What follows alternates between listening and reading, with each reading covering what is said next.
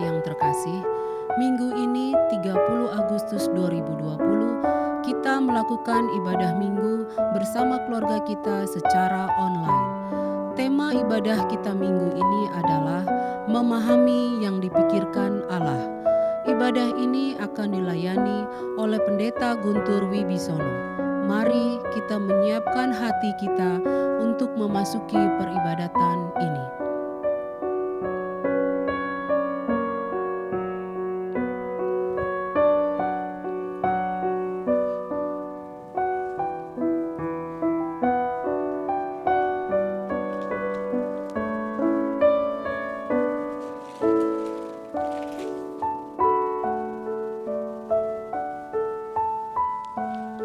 Tuhan, aku cinta pada rumah kediaman-Mu dan pada tempat kemuliaan-Mu bersemayam.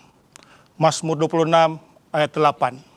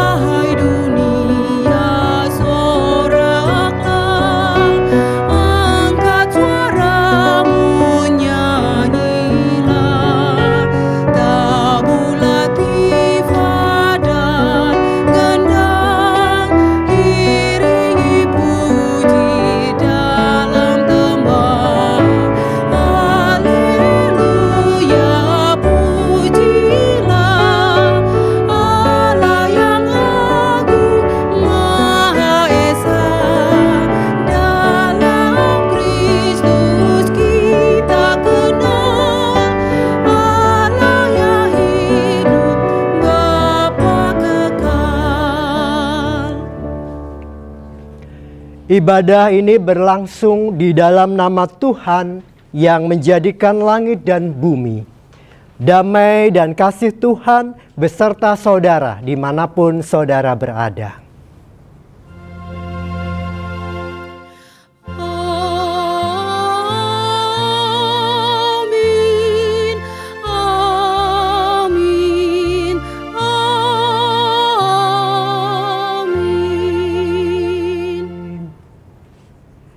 Saudara terkasih, tema kita hari ini hendak mengajak kita untuk memahami apa yang dipikirkan oleh Allah. Walaupun itu tidak mudah, pun seperti yang dialami oleh Petrus, ia ditegur oleh Yesus sebagaimana tertulis dalam Matius 16 ayat 23. Maka Yesus berpaling dan berkata kepada Petrus, "Enyahlah iblis, engkau suatu batu sandungan bagiku, sebab engkau bukan memikirkan apa yang dipikirkan Allah, melainkan apa yang dipikirkan manusia."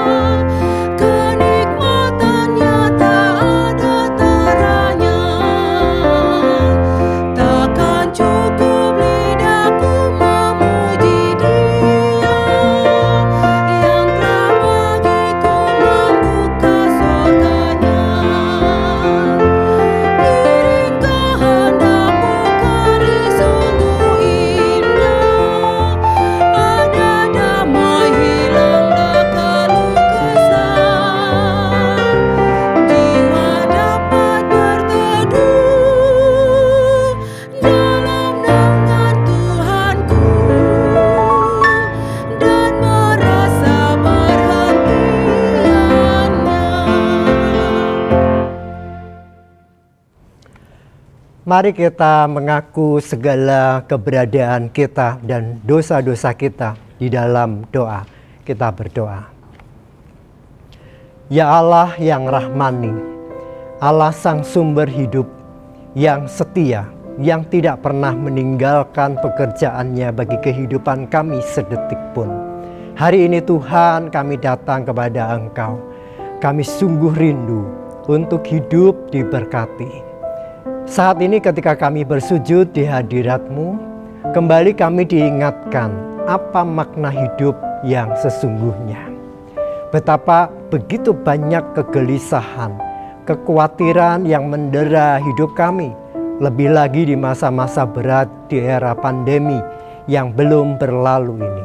Oh Tuhan, kami menyadari dan saat ini kami sungguh tersadar bahwa ternyata kegelisahan dan kekhawatiran kami itu terjadi karena kami hanya memikirkan apa yang kami pikirkan. Kami lupa akan panggilan Tuhan.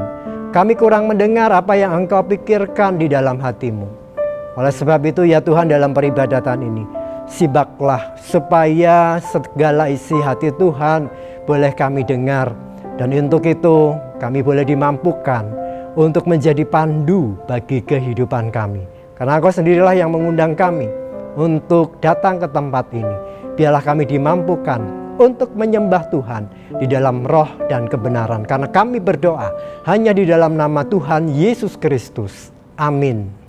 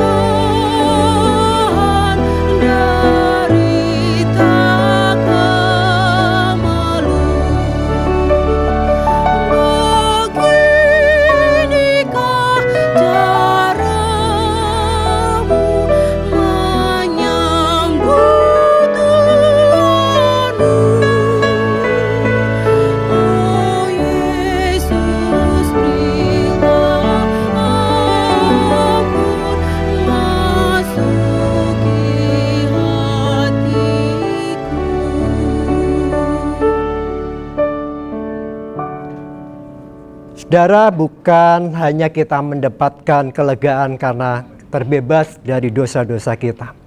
Allah menghendaki kita tetap tinggal di dalamnya. Dan supaya kita tetap tinggal di dalamnya, maka terimalah berita anugerah dari Roma pasal 3 ayat 23 sampai dengan 24. Karena semua orang telah berbuat dosa dan telah kehilangan kemuliaan Allah. Dan oleh kasih karunia telah dibenarkan dengan cuma-cuma karena penebusan dalam Kristus Yesus. Demikianlah berita anugerah dari Tuhan. Syukur kepada Allah. Saudara terkasih, firman ini menguatkan kita, sekaligus memberikan jaminan bahwa Allah sendiri melalui roh kebenaran akan membimbing kita, menolong kehidupan kita untuk senantiasa merayakan cinta kasih-Nya. Oleh karena itu mari kita bersama hidup dalam damai. Damai Tuhan beserta saudara.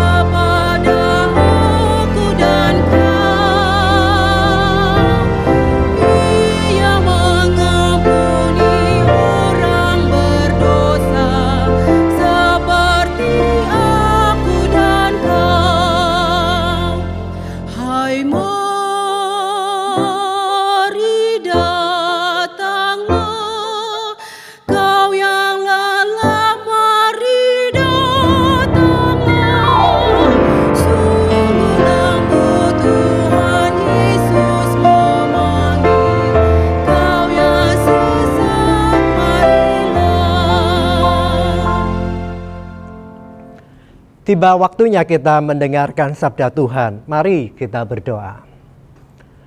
Ya Allah Roh Kudus, kami sungguh rindu untuk mendengar sapaan Tuhan. Supaya ketika kami mendengar, kami lalu mengerti segala isi hati-Mu.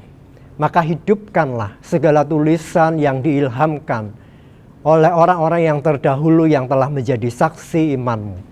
Dan sekaligus dekaplah kami dengan Roh-Mu yang kudus untuk kami bawa di kehidupan kami hari ini dan hari-hari selanjutnya. Inilah kami yang siap mendengar, berbicaralah ya Allah Roh Kudus, karena kami berdoa hanya di dalam nama Tuhan Yesus Kristus. Amin. Saudaraku, setelah tiba di daerah Kaisarea Filipi, Yesus mulai menyatakan kepada murid-muridnya bagaimana Ia akhirnya akan menanggung banyak penderitaan.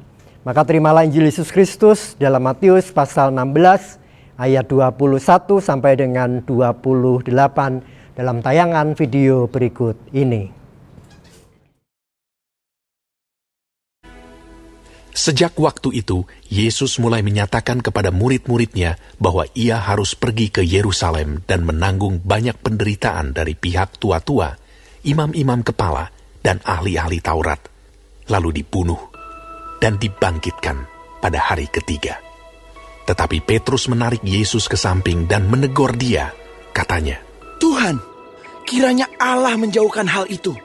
Hal itu sekali-kali takkan menimpa engkau. Maka Yesus berpaling dan berkata kepada Petrus, Enyahlah iblis, engkau suatu batu sandungan bagiku, sebab engkau bukan memikirkan apa yang dipikirkan Allah, melainkan apa yang dipikirkan manusia. Lalu Yesus berkata kepada murid-muridnya, Setiap orang yang mau mengikut aku, ia harus menyangkal dirinya, memikul salibnya, dan mengikut aku. Karena barang siapa mau menyelamatkan nyawanya, ia akan kehilangan nyawanya. Tetapi barang siapa kehilangan nyawanya karena aku, ia akan memperolehnya. Apa gunanya seorang memperoleh seluruh dunia tetapi kehilangan nyawanya? Dan apakah yang dapat diberikannya sebagai ganti nyawanya? Sebab anak manusia akan datang dalam kemuliaan Bapanya, diiringi malaikat-malaikatnya. Pada waktu itu, ia akan membalas setiap orang menurut perbuatannya. Aku berkata kepadamu, sesungguhnya di antara orang yang hadir di sini, ada yang tidak akan mati sebelum mereka melihat Anak Manusia datang sebagai Raja dalam kerajaannya.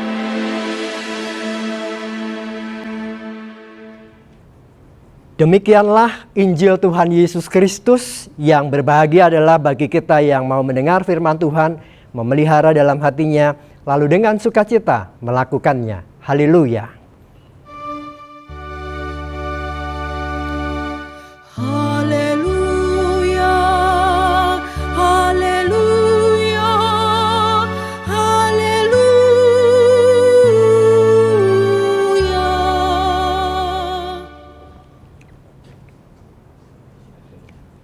Satu ketika Bapak Agustinus, Bapak gereja kita, tengah mematangkan konsepnya tentang Allah Tritunggal. Dia seorang profesor yang telah menulis buku banyak sekali. Tetapi saudara-saudara, ketika mendefinisikan Allah Tritunggal, ia sulit sekali untuk menuliskan dalam satu buku. Kemudian untuk mengendapkan, sambil mungkin cooling down, ia jalan di tepi pantai. Saat dia berjalan di tepi pantai, dia menjumpai seorang anak kecil. Lalu Bapak Agustinus berkata kepada anak kecil ini, "Nak, engkau sedang apa? Apa yang sedang engkau gali? Dan apa yang engkau akan masukkan di situ?" Rupanya anak kecil ini sedang bermain pasir, membuat lubang, dan kemudian anak ini berkata kepada Bapak Agustinus, "Aku mau memasukkan air laut itu ke lubang ini." Nah, saudara, dengan tertawa, Bapak Agustinus ini berkata, "Mana mungkin, nak, air sebanyak itu engkau masukkan ke lubang kecil itu?" Nah, saudara, kemudian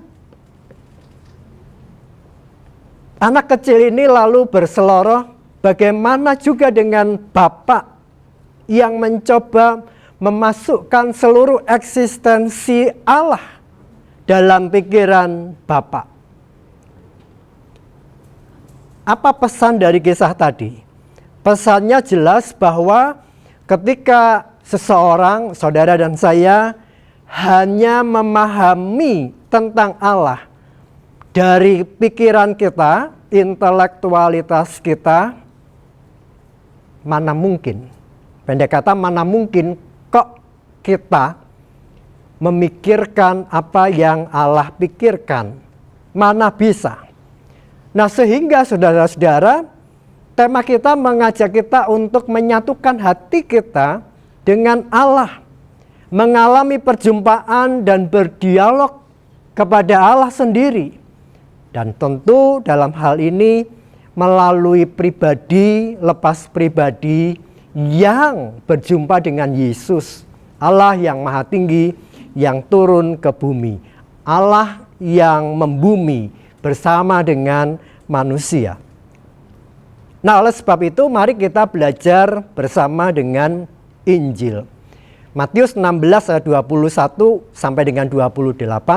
Di sana kita menemukan bahwa ketika itu Tuhan Yesus tengah berdialog dengan para muridnya.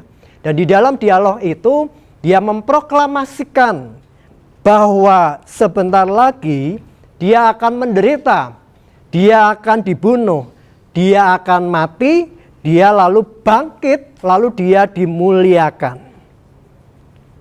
Tetapi para pendengar termasuk Petrus rupanya masih dalam sebuah pemahaman begini, saudara-saudara. Oh, kalau mati semua orang pasti mati. Oh, kalau ada pemberitaan bahwa manusia bisa bangkit, ini hal yang baru. Ini menjadi sebuah jawaban yang selama ini dicari oleh raja-raja, nabi-nabi, imam sejak zaman perjanjian lama hingga di zaman perjanjian baru. Mendapatkan jawaban akan bangkit. Tetapi tunggu dulu. Kalau penderitaan lalu bagaimana? Saya kita tahu mana ada manusia kecuali Yesus sendiri di dunia ini yang mau hidupnya itu menderita terus. Nah, apalagi pemahaman orang Yahudi. Mana ada seorang Mesias, seorang yang heroik, lalu menjadi raja, pembela rakyat, dia harus menderita, mati secara tragis, disalib. Pemikiran siapa itu? Allah atau manusia? Itulah pemikiran manusia, bukan pemikiran Allah. Saudara, ketika Yesus mengatakan bahwa ia harus menghadapi berbagai macam penderitaan, kita tahu Petrus tidak siap. Lalu Petrus menarik Yesus dan berkata, kiranya Allah menjauhkan hal itu. Sekali-kali hal itu tidak akan menimpa engkau. Saudara, bukan hanya Petrus tidak rela gurunya nanti akan disiksa, didera, dibunuh, tetapi Petrus nampaknya juga tidak siap mengikut Yesus dalam penderitaan gurunya itu. Dan kalau kita ingat, itu terbukti beberapa kali dia jatuh ketika menjelang Yesus hendak disalibkan. Banyak orang berkata, hei, engkau murid Yesus kan? Apa kata Petrus? Tidak, aku tidak kenal orang itu. Maka ketika Petrus menarik Yesus dan menahan Yesus untuk tidak menderita, Yesus lalu dengan keras berkata, enyahlah iblis, engkau suatu batu sandungan bagiku, sebab engkau bukan memikirkan apa yang dipikirkan Allah, melainkan apa yang dipikirkan manusia. Nah, kalau kita mengandaikan yang terjadi sama Petrus itu adalah kita, saya percaya kebanyakan kita akan bertanya-tanya sama Yesus. Loh, Yesus, kita ini kan mau mendoakan, jangan sampai sesuatu yang buruk terjadi. Kok dibilang iblis? Kita kecewa, kita sakit hati, kita mutung, kita murung, kapok dah, enggak lagi-lagi ikut Yesus. Tetapi tunggu dulu. Mengapa Yesus sampai mengatakan hal sekeras itu? Mari kita simak lebih jauh lagi.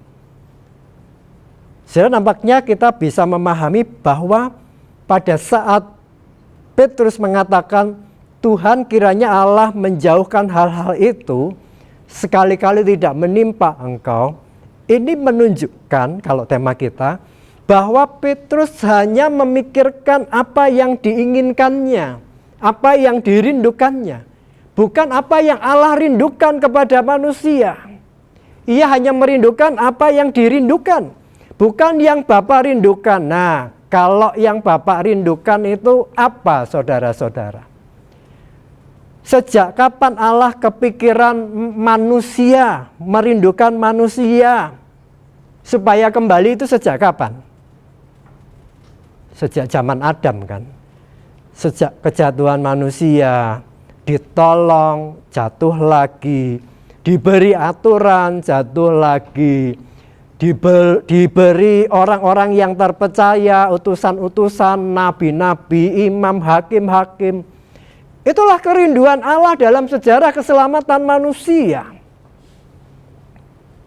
Bayangkan Allah begitu lama kepikiran kepada manusia, kepada saudara dan saya. Maka dalam hal ini ayat 24 mengingatkan kepada kita bahwa setiap orang yang mau mengikut aku, ia harus menyangkal dirinya, memikul salibnya, dan mengikut aku. Mengikut Yesus menyangkal diri, memikul salib. Enak enggak? Tidak ada seorang pun di dunia ini yang mau seumur hidupnya menderita, yang mau menyangkal diri, yang mau memikul salib, mengikut Kristus dan rela menderita. Mati, apalagi mati secara tragis. Tetapi itulah syarat untuk mengikut Dia, kata Yesus. Sudah tentu menjadi panggilan kita, bagaimana kita merespon panggilan itu. Kalau kita bicara penderitaan, mari kita coba identifikasi penderitaan hidup kita. Supaya kita mengerti benar, sebetulnya menderita memikul salib, sangkal diri, itu yang seperti apa? Apakah penderitaan ini karena memikul salib? Atau karena kebodohan kita sendiri? Misal ketika kita edik, ketika kita kecanduan, lalu kita menjadi sakit berat. Apakah itu kehendak Allah kita memikul salib? Nanti dulu. Atau misal di lingkungan kita dijauhi orang, satu RT, satu RW, satpam komplek pun jadi jutek sama kita. Apakah itu kehendak Bapa? Jangan-jangan kita yang pongah.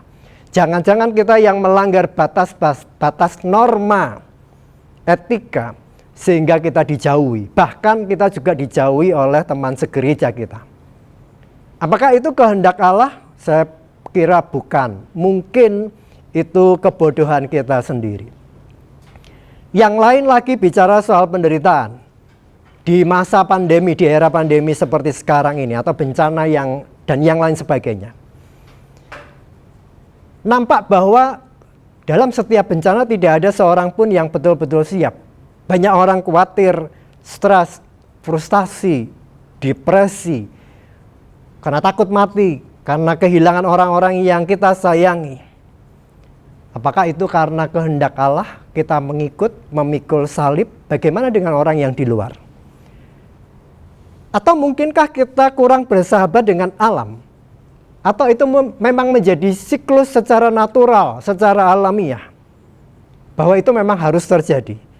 Tetapi mari kita hayati, bukankah Allah tetap hadir dalam providensia Dei, dalam penyelenggaraan Allah yang luar biasa, sehingga saudara dan saya sampai saat ini masih tetap ada dan dipercaya untuk berkarya dan hidup. Itu artinya kita boleh belajar pada masa lalu. Sejarah menyebutkan bahwa kekristenan itu bertumbuh luar biasa, termasuk di saat-saat pandemi seperti sekarang ini. Gereja dirinya mampu membangun kehidupan seperti jemaat mula-mula, mampu merawat dan berbagi kehidupan. Maka yang berikutnya adalah, apa sih artinya menyangkal diri? Apa itu memikul salib? Kita lanjutkan. Yang pertama dulu. Memikul salib berarti menanggung penderitaan oleh karena kita mengalami ketidakadilan.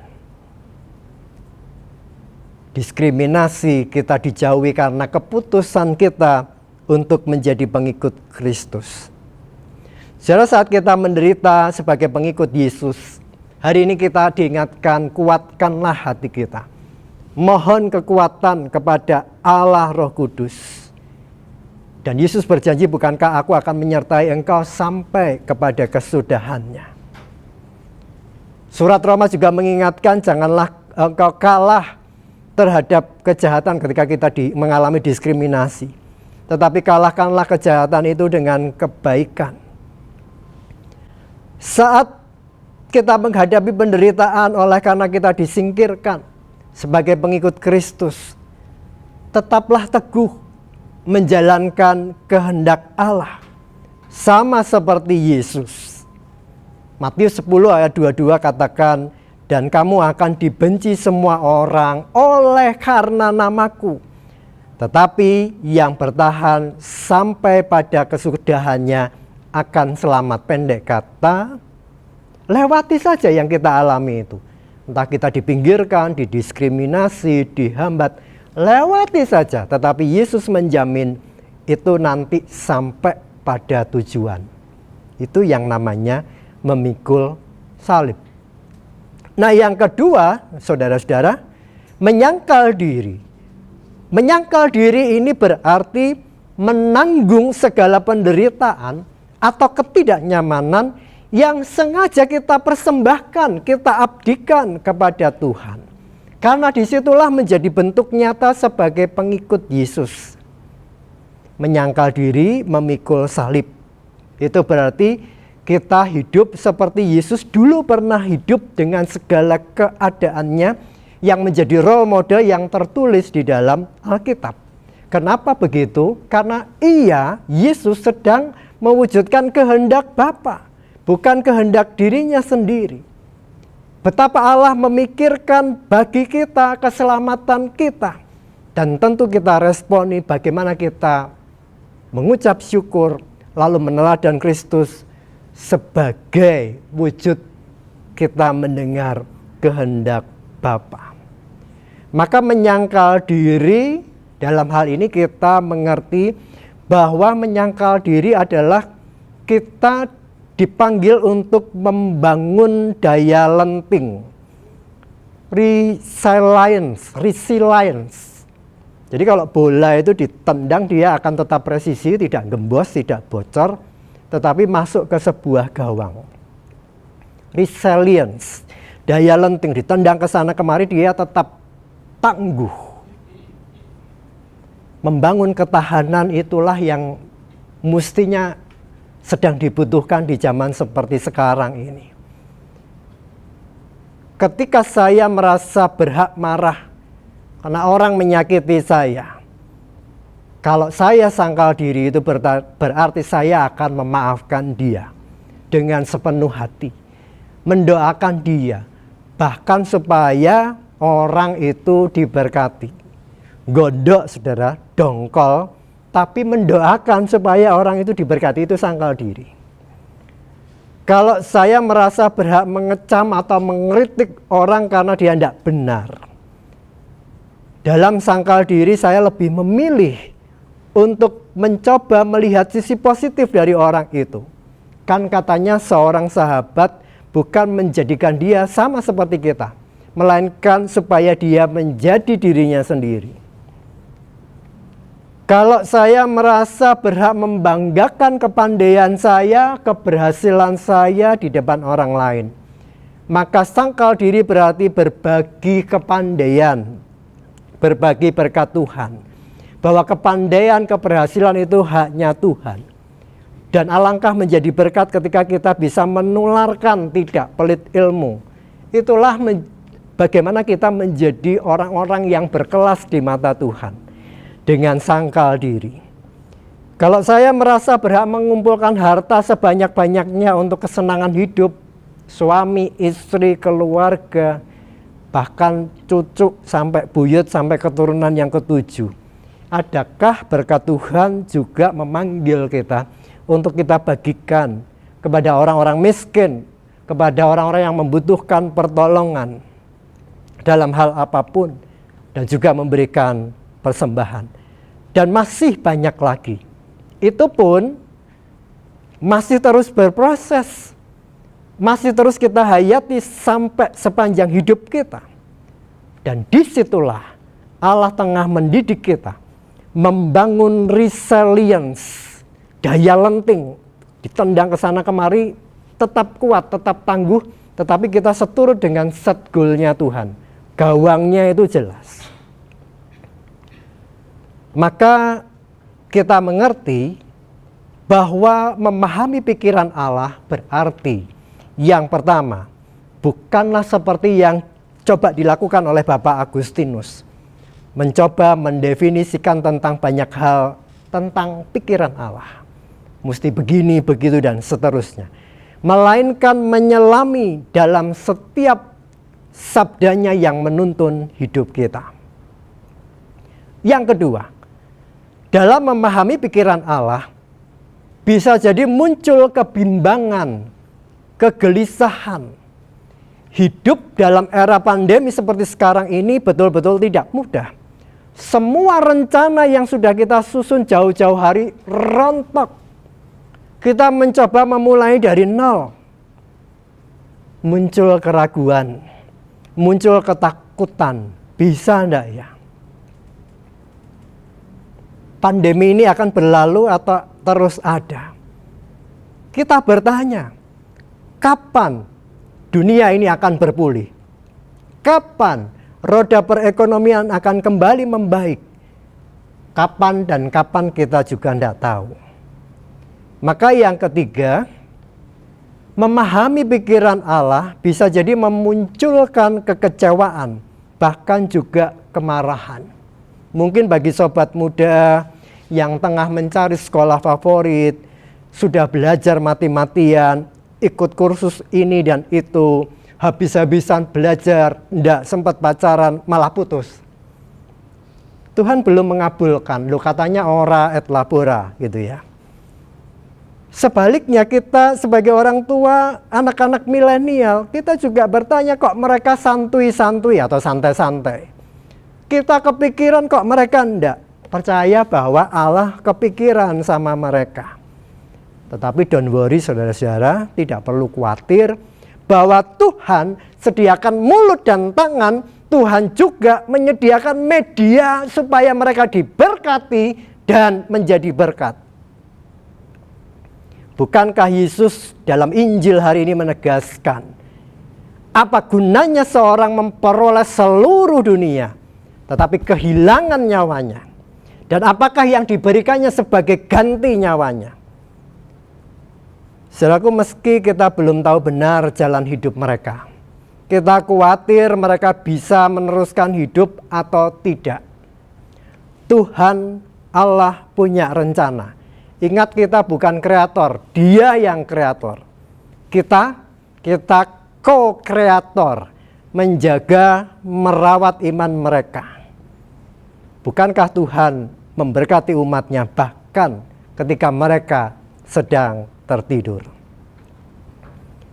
Maka yang keempat, kita perlu menyadari betul bahwa di dalam keraguan, kegelisahan, kekecewaan, dan kemarahan, itu terjadi sebab kita yang terbatas ini memikirkan Allah yang tidak terbatas. Sekali lagi, kegelisahan, kekecewaan, kemarahan, kemurungan itu terjadi sebab kita yang terbatas ini tengah memikirkan Allah yang tak terbatas. Kita sama dengan Petrus, kita tidak tahu, membayangkan saja tidak sanggup Bagaimana Tuhan mengerjakan kemuliaan di kayu salib itu. Penderitaan yang begitu rupa. Saudara, ketika kita berdiskusi dengan anggota keluarga, lebih-lebih lagi kepada anak-anak kita yang masih remaja, yang masih bertumbuh kembang, kita juga sulit memikirkan alam pikir mereka, seolah nggak make sense, tidak masuk akal kalau komen minta ini, minta itu gitu kan.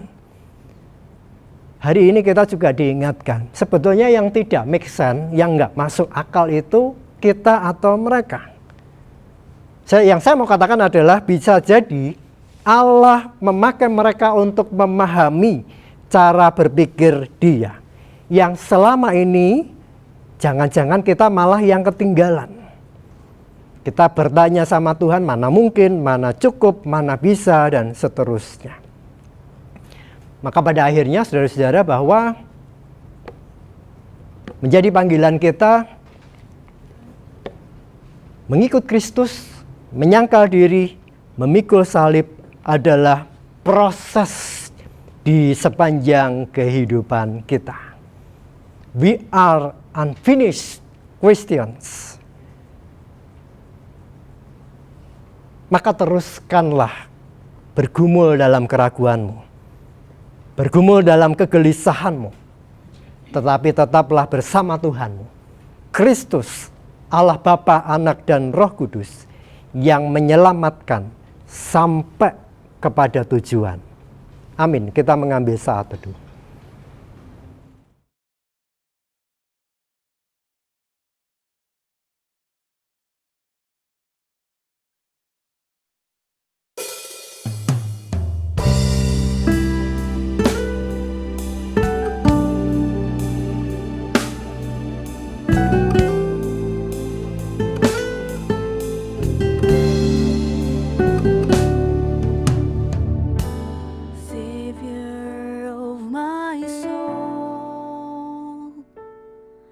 I confide in you through all my darkest moments. In you I find my peace, my comfort when I'm weak. I trust in you through storm and raging sea. Faithful, you're my God. You're the glory and the lifter of my head. Your light fills my days. It leads me in your ways. Forever I surrender all to you.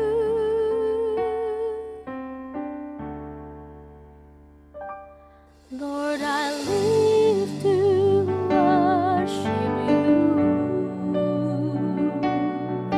My Jesus, you're the only one for me. Nothing will ever take your place, my precious Savior. Who can stand between my Lord and me? Lord, I live to honor you, and I long to bring my life an offering. Take me higher, draw me deeper. I give all to be with you.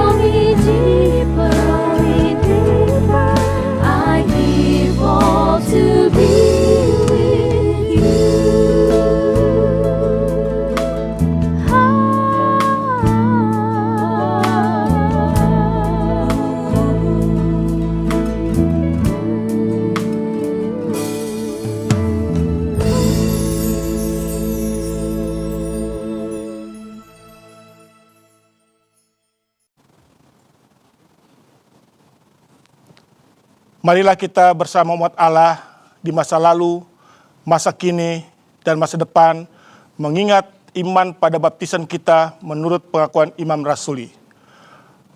Aku percaya kepada Allah, Bapa yang Maha Kuasa, Halik langit dan bumi, dan kepada Yesus Kristus, Anak yang tunggal, Tuhan kita, yang dikandung dari Roh Kudus, lahir dari anak darah Maria, yang menderita sengsara di bawah pemerintahan Pontius Pilatus, disalibkan, mati dan dikuburkan, turun ke dalam kerajaan maut, pada hari yang ketiga bangkit pula dari antara orang mati, naik ke sorga, duduk sebelah kanan Allah, Bapa yang Maha Kuasa.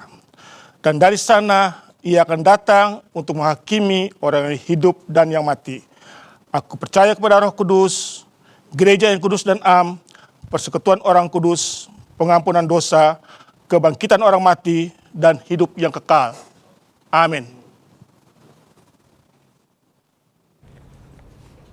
Kita bersama menaikkan doa permohonan kita. Mari kita berdoa. Hari ini Tuhan, kami bersama telah menerima hadiah Injil-Mu. Ketika kami dipanggil untuk memikirkan atau memahami kehendak Allah, itu berarti kami harus mengikut Engkau. Belajar untuk terus-menerus memikul salib yang sudah Engkau percayakan kepada kami. Kami percaya bahwa salib-Mu itu adalah kuk yang mendidik kami, dan kuk itu enak. Maka ajarkanlah kami tetap setia, memikul salib, menyangkal diri, dan mengikut Engkau dengan berbagai resiko dan keadaan kami. Hari ini kami mau tetap berdoa bagi negeri kami, bagi pemerintah, supaya terus dimampukan untuk menggerakkan roda perekonomian dengan baik, tentu dengan protokol kesehatan secara ketat. Kami berdoa untuk garda depan rumah sakit, medis dan paramedis. Kami percaya Tuhan berkarya di sana. Kami juga berdoa supaya vaksin boleh lekas ditemukan. Kami berdoa untuk setiap survivor, orang-orang yang sedang berpulih. Kami percaya bahwa Engkau melawat mereka. Kami juga berdoa untuk gereja-gereja Tuhan di Indonesia dan di seluruh dunia, yang terus berdoa memohon belas kasih Tuhan. Sebab itu kami juga berdoa bagi renovasi atap gereja. Tolong Tuhan untuk seluruh dana Tuhan cukupkan. Para pekerja Tuhan naungi dan boleh dijauhkan dari yang jahat. Kami bersyukur di hari Minggu ini sebelum kami melakukan apapun, karya Tuhan nyata. Kau terus menolong kami, menuntun kami sampai pada kami boleh diselamatkan. Biarlah kami terus bersandar kepada Allah yang hidup, penasehat ajaib kami, Tuhan dan Juru Selamat kami, Yesus Kristus. Kami telah berdoa. Amin.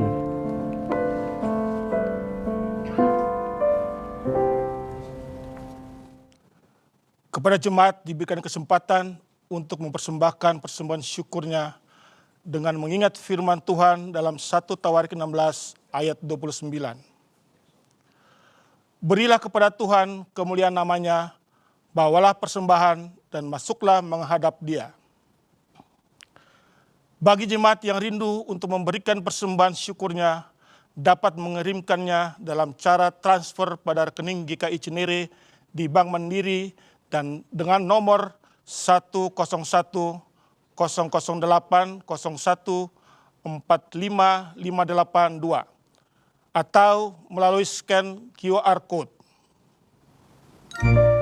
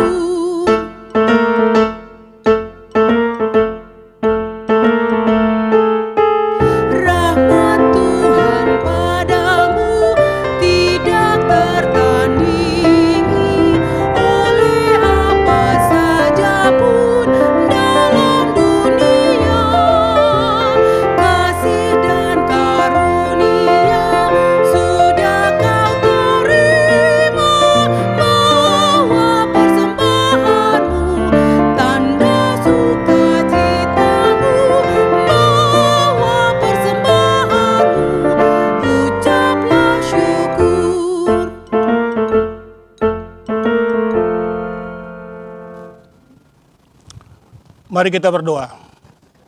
Segala ungkapan syukur kami panjatkan hanya kepada-Mu Bapa di sorga, oleh karena kasih karunia dan berkat yang boleh selalu kami terima dan kami nikmati hingga saat ini Bapa. Kami percaya semua berkat yang kami peroleh ini hanya karena kemurahan Tuhan dalam kehidupan kami. Untuk itu Bapa di sorga, sebagai bukti ungkapan syukur kami kepada-Mu, saat ini kami hendak memberikan persembahan kami. Kuduskan dan terimalah persembahan kami ini Bapa, agar dapat menjadi berkat buat pelayanan-Mu dimanapun persembahan ini diperuntukkan. Di dalam nama Tuhan Yesus kami naikkan doa ini. Amin. Saudara terkasih, mari kita bersama bergerak sebagai gereja Tuhan yang senantiasa mewartakan kasih Allah di tengah dunia. Hiduplah rukun dalam persekutuan dan kesatuan. Percayalah bahwa Roh menolong dan memampukan kita senantiasa.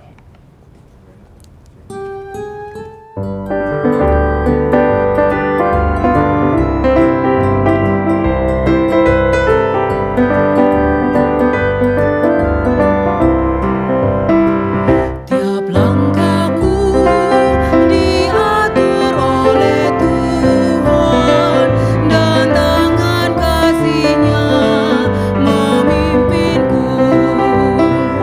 Di tengah badai dunia menakutkan, hatiku tetap tenang teduh.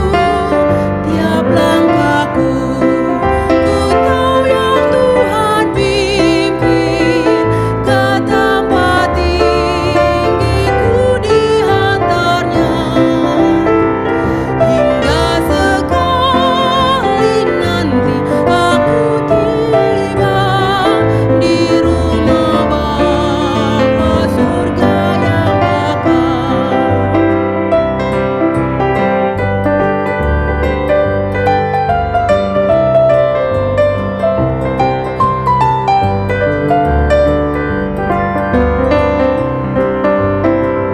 Di waktu imanku mulai goyah, dan bila jalanku hampir sesat, ku pandang Tuhan, ku penebus dosa. Ku teguh sebab Dia dekat. Tiap langkahku ku tahu yang Tuhan pimpin, ke tempat tinggi-Ku dihantarnya. Hingga sekali nanti aku tiba di rumah Bapa surga yang bakal. Saudara, maka arahkan hati dan jiwa saudara kepada Allah yang penuh kasih. Hiduplah dalam cinta kasih dan perdamaian sebagai gereja Tuhan. Maka mari sambut dan terima berkat Tuhan. Allah Bapa, pemelihara kehidupan saudara, dari sekarang sampai selama-lamanya, terus beserta dengan kita. Yesus Kristus menolong kita untuk terus hidup meneladan kasih-Nya. Dan Roh Kudus senantiasa memampukan kita untuk mempersaksikan cinta kasih itu kepada semua orang dari sekarang sampai selama-lamanya. Amin.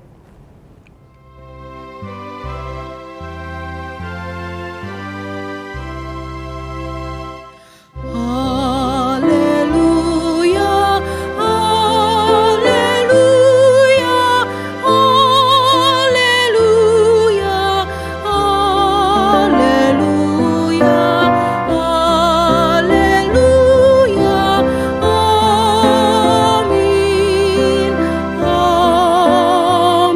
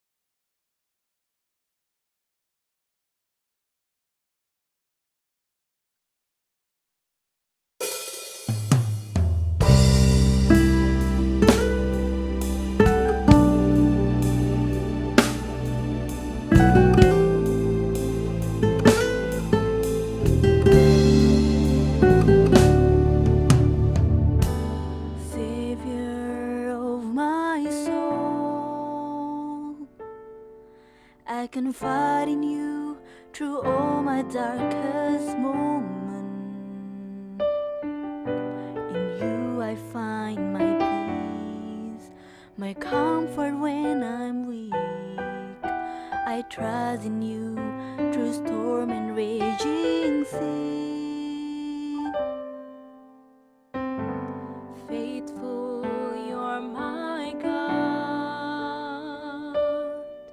You're the glory and the lifter of my head. Your light fills my days. It leads me in your ways. Forever I surrender all to you.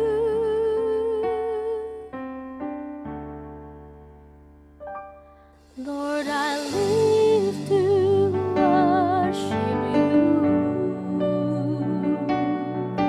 My Jesus, you're the only one for me. Nothing will ever take your place, my precious Savior. Who can stand between my Lord and me? Lord, I live to honor you, and I long to bring my life an offering. Take me higher, draw me deeper. I give all to be with you.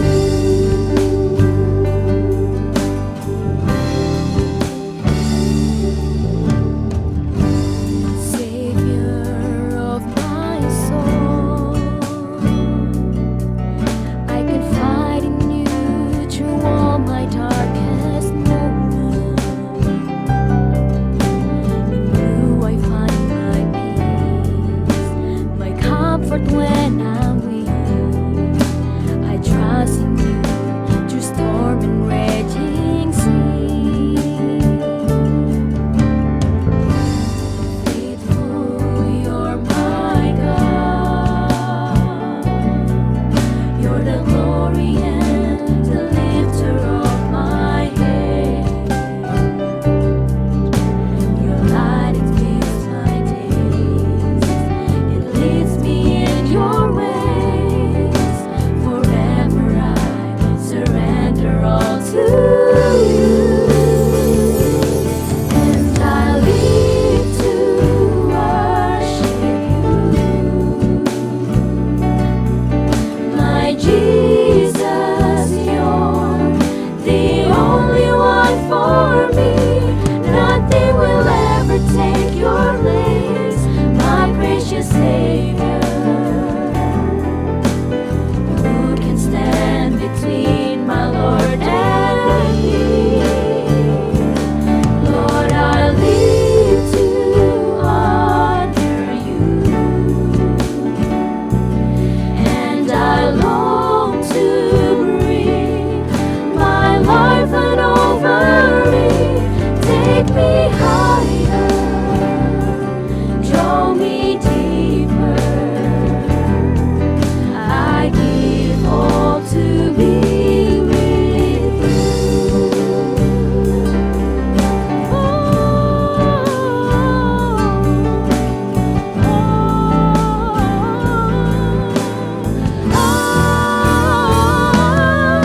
And I live to worship you, my Jesus, you're the only one for me. Nothing will ever take your place, my precious Savior. Who can stand between my Lord and